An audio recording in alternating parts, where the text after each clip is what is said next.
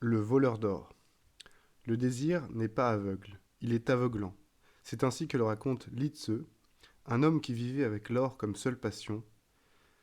Un matin, s'habilla, se coiffa et courut au marché. Il vint auprès de la table d'un changeur d'or, s'empara brusquement de l'or qui s'y trouvait et s'enfuit.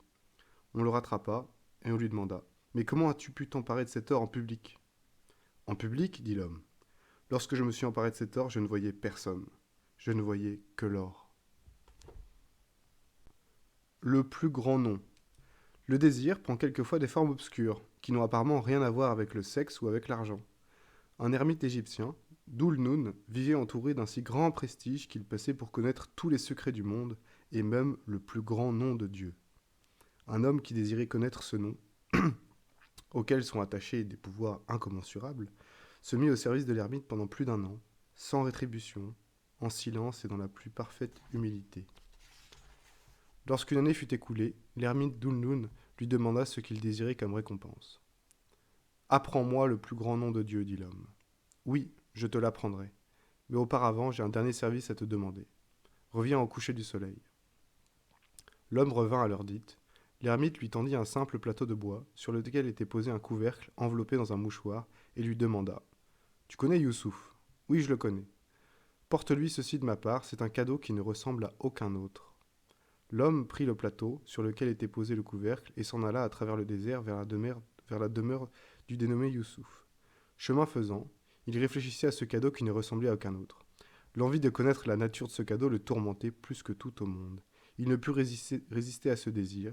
Il posa le plateau par terre, il défit le mouchoir et souleva le couvercle. Aussitôt, une petite souris grise s'échappa.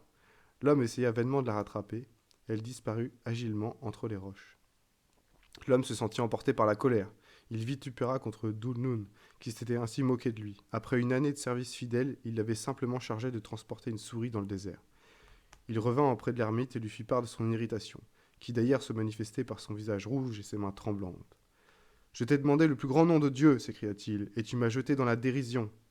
Alors Dhul-Nun le regarda calmement et lui dit: Comment confier le plus grand nom de Dieu à celui à qui on ne peut pas confier une souris? La mort d'un imbécile. Une histoire arménienne raconte le voyage d'un homme dont l'intelligence était assoupie. Un misérable, qui travaillait en vain, prit la décision d'aller se plaindre de son sort auprès de Dieu. Il se mit en route et rencontra un loup qui lui demanda sa destination. Je vais me plaindre à Dieu, dit l'homme. Il s'est montré très injuste envers moi. Veux-tu me rendre un service? Demanda le loup. Du matin au soir et aussi la nuit, je cours de tous côtés pour chercher ma pitance. Demande à Dieu pourquoi as-tu créé le loup si tu le laisses crever de faim? L'homme promit de poser la question et se remit en chemin. Un peu plus loin, il rencontra une jeune fille charmante. Elle lui demanda le but de son voyage. Il répondit: Je t'en prie, lui dit-elle. Si tu vois Dieu, parle-lui de moi. Dis-lui que tu as rencontré sur la terre une femme charmante, douce, belle, riche, en très bonne santé et pourtant malheureuse. Que dois-je faire pour connaître le bonheur? Je poserai la question, dit l'homme pauvre. Un peu plus loin, il s'arrêta pour se reposer au pied d'un arbre. Or, cet arbre, bien que planté dans une bonne terre, restait rabougri, presque sans feuilles. Il interrogea l'homme et lui dit: Pourrais-tu parler de moi, si tu vois Dieu? Dis-lui que je ne comprends rien à ma destinée. Vois, cette terre est fertile, et pourtant, hiver comme été, mes branches sont nues. Que faire pour porter des feuilles vertes comme les autres arbres et aussi des fruits? L'homme promit à l'arbre qu'il parlerait à Dieu, et il poursuivit son chemin. Après une longue marche et des péripéties qui n'ont pas été révélées, il parvint auprès de Dieu, le salua et lui présenta sa supplication. Tu traites tous les hommes de la même façon, lui dit-il, mais regarde-moi, je travaille de toutes mes forces, le jour comme la nuit. Je me prive de tout et je mène une vie de malheur. J'en connais d'autres qui travaillent beaucoup moins que moi et qui mènent une vie douce. Peux-tu me dire où est l'égalité, où est la justice? Je t'offre ta chance, lui répondit Dieu. Saisis-la et tu seras riche et heureux. Va, rentre chez toi. Avant de prendre congé, l'homme exposa le cas du loup, de la jeune fille et de l'arbre maigre. Dieu lui fournit les réponses nécessaires. L'homme repartit. En chemin, il rencontra l'arbre et lui dit: Dieu m'a révélé qu'une grande quantité d'or se trouve cachée sous tes racines. Voilà pourquoi tu ne peux pas te développer. Qu'on enlève cet or et tu auras des branches vertes. Merveilleux, s'écria l'arbre. Vite creuse entre mes racines et prends l'or. Non, non, je ne peux pas. Dieu m'a offert ma chance. Je dois rentrer chez moi et en profiter. L'homme partit. Il rencontra la jeune fille insatisfaite et lui demanda: Alors, que t'a dit Dieu?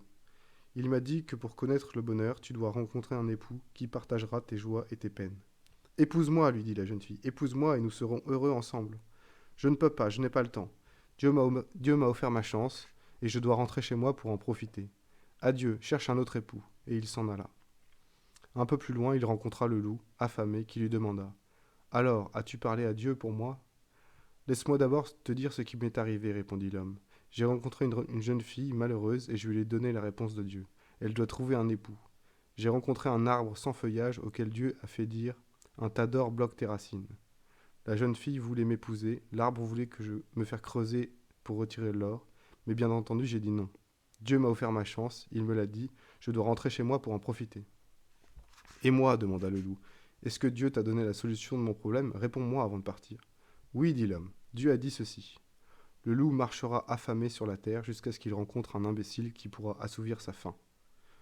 Où veux-tu que je trouve plus grand imbécile que toi? Il se jeta sur l'homme et le dévora.